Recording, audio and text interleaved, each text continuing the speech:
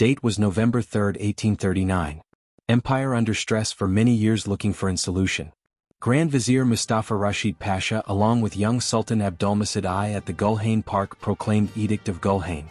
Read aloud by Grand Vizier announcing to the Ottoman nation and beyond to the world, imperial concessions extend to all our subjects, whatever religion or sect they may belong to, and they will enjoy them without any exception.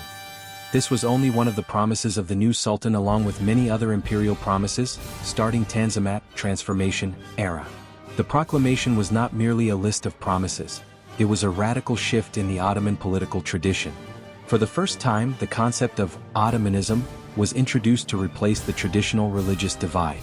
The state aimed to create a shared identity among Muslims, Christians, and Jews to prevent the rise of ethnic nationalism that was threatening the empire's territorial integrity.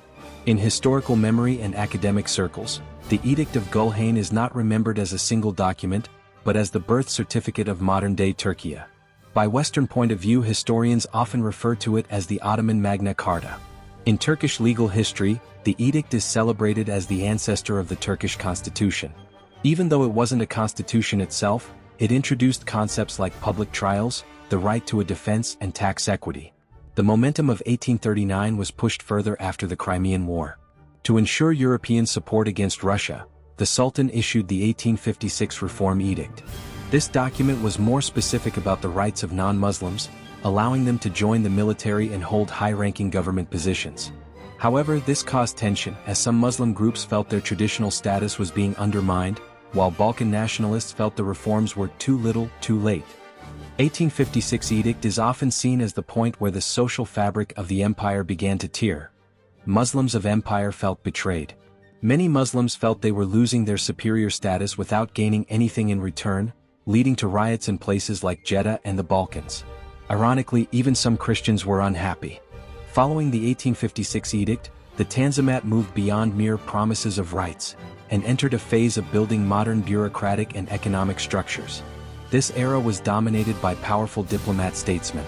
With the 1869 regulation of public education, the school system was categorized into levels.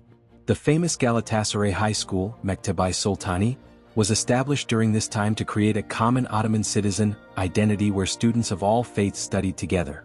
Alongside Sharia courts, Western-style Nizami courts were established. Most significantly, under the leadership of Ahmet Cevdet Pasha, the Misal was created, an ambitious project to codify Islamic civil law within a modern framework. The 1864 Vilayet law reorganized provincial administration. It increased the authority of governors and established local councils, allowing limited public participation in governance for the first time. 1856 to 1864 is remembered as the Great Organization, but also as the beginning of the end because of the debts and foreign pressure. It was a period of great state building and golden age of Ottoman bureaucracy. The laws made in 1864 were so strong that they stayed almost the same until the end of the empire. But of course it came with a cost, because the 1856 reforms were made to please Britain and France. Many people saw these changes as foreign interference. It is also remembered as the start of the debt crisis. The empire was spending too much money on these modern reforms and military projects, which eventually led to bankruptcy. After 1864, the Tanzimat was in its final and most difficult stage. Two of the three Tanzimat Pashas were dead and Sultan Abdulaziz started to take all the power back to the palace. The biggest blow was the economic crisis. The empire had borrowed too much money from Europe to pay for reforms and the army. In 1875, the government announced the Ramazan Kararnamesi.